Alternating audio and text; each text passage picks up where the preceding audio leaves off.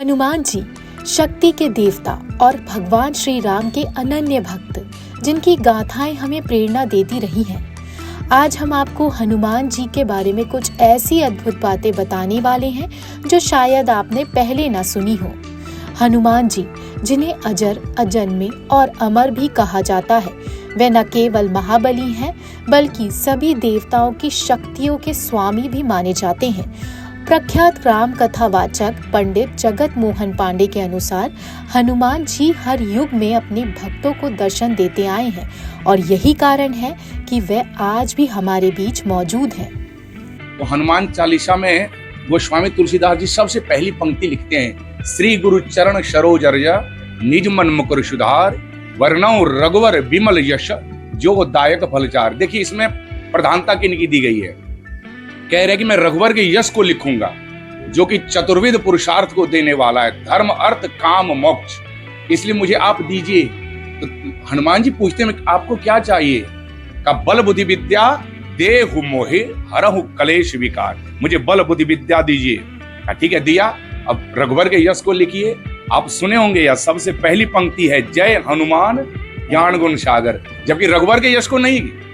सबसे पहले तुलसी बाबा क्या लिखते हैं? जय हनुमान ज्ञान गुण सागर। इसमें भक्त की प्रधानता बताई गई है कि भगवान से पहले भक्त के राम दुआरे तुम रखवारे होत न आज्ञा बिन पैसारे। यहाँ तक कि हनुमान जी ने कहा कि आप सबसे पहले मेरा नाम क्यों ले रहे हैं? कहे हनुमान जी, आप ज्ञानी नाम अग्रगण्य हैं, ज्ञानियों में आगे गिने जाने वाले हैं, और आपके बगैर तो हनुमान ये राम जी एक पल भी आगे नहीं बढ़ सकते हैं। राम दुआरे तुम रखवारे होत न आज्ञा बिनु पैसारे। और आप ये घटना जानेंगे, जब हनुमान जी लंका जला करके लौटे थे तो भगवान राम ने कहा आपने मेरी आज्ञा के बगैर लंका क्यों जला दी? कहा सरकार, मैंने लंका नहीं जलाई।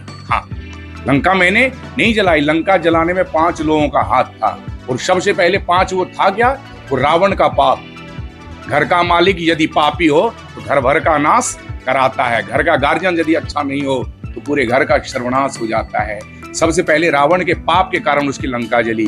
दूसरा, श्री राम जी, हे प्रभु आपके प्रताप, हमने कुछ नहीं किया। देखिए, इसमें हनुमान जी की अहंता नहीं है। हनुमान चालीसा में दर्शाया गया मैं कुछ नहीं हूं, सब कुछ प्रभु श्री राम है।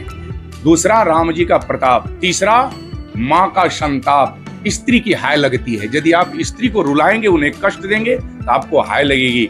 तीसरा, सीता माँ का संताप। और चौथा, विभीषण जी का जाप।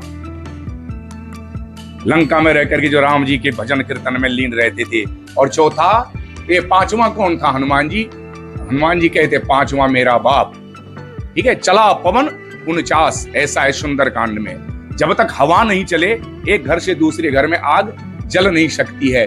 वैसे हनुमान चालीसा एक ऐसा ग्रंथ है, संकट को हरने वाला है। हनुमान जी के नाम के पहले क्या है? संकट मोचन।